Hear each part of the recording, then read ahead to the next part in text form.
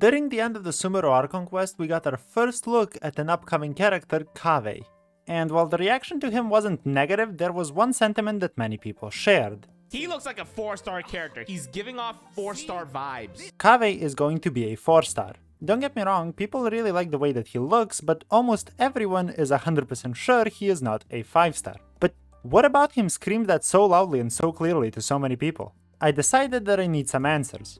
Now, I'm no master when it comes to character aesthetics, so my first step was to slowly take apart his design, see if there could be anything that makes people think of him as a 4-star. And after looking and analyzing him for hours, I did notice something. He is white. This is completely useless information to me, but it did remind me that Twitter exists. Perhaps somebody there knows something more about this.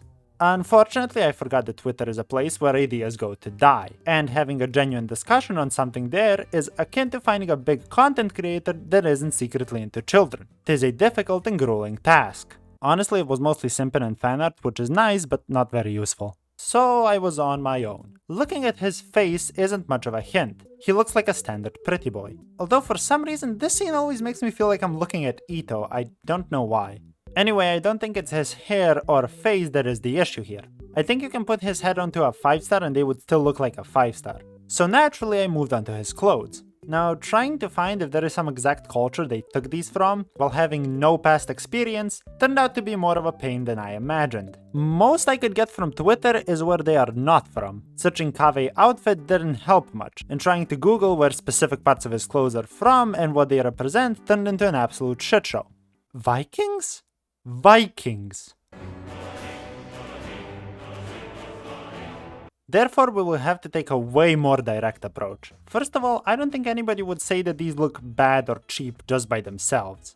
The front part of his outfit is a bit bland though. It would actually look much better if you did what this person did to make it a bit more colorful, but that's not exactly a deal breaker, especially for 5-star male characters. His color scheme is not very dendro. You would be forgiven if you assumed he was a pyro character instead, which is actually more common for 4-stars. But by such a small margin that I don't think it represents a good argument. Not to mention weird corner cases. So it's not the color, it's not his clothes, it's not his face, it's not his design. So what is it? Well, he didn't really do much for the story. I think this is one of the stronger theories. To prove it, let's see how many 5-stars don't appear at all in their region's initial Archon quests. Yelan, Ayato, Shenhe, Ito, Aloy, I guess, Eula, Hu-Tao, Albedo, Klee, and Mona. Also, let's look at all the 5-stars that don't do much for the plot at all, even when they finally do show up. Kiki, Kaching, Ganyu, Mona, Klee, Albedo, Hu-Tao, Eula, Aloy, again, I don't know, Ito, and Yelan. Also, Ayato is still just nowhere to be found. It's almost actually half of the 5-star cast that has very little to do with the plot, or gives a shit about what we were doing beforehand anyway. Now, to be fair, this is still more common with 4-star characters, but surprisingly not that much. Yet, that is kind of a misleading way to look at it, because there is a group that Kaveh falls into that almost no 5-star does, showing up in the story but contributing basically nothing to our efforts. The literal only 2 examples that I could find is Kachao and Ganyu.